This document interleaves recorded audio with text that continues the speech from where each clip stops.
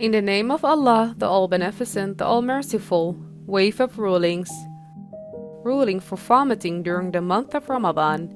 May Allah accept your deeds and fasting. Disgorging, to discharge by the throat and mouth, is jurisprudentially referred to as vomiting. Intentional vomiting during the day in the month of Ramadan is undoubtedly one of the things that invalidate fast. There are two questions concerning vomiting during the day in the month of Ramadan. First, if one vomits out of necessity due to illness, for example, and intentionally discharges to relieve himself, what is the ruling?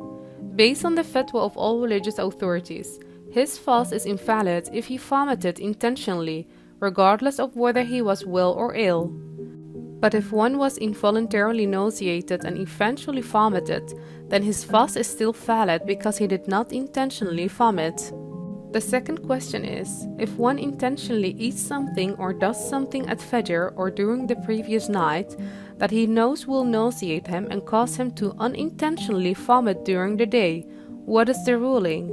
There are two opinions on this matter.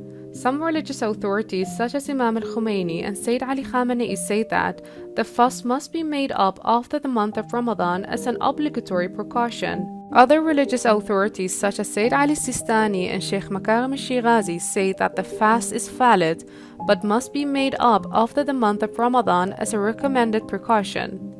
We hope that our worship is done sincerely for the sake of the generous Allah.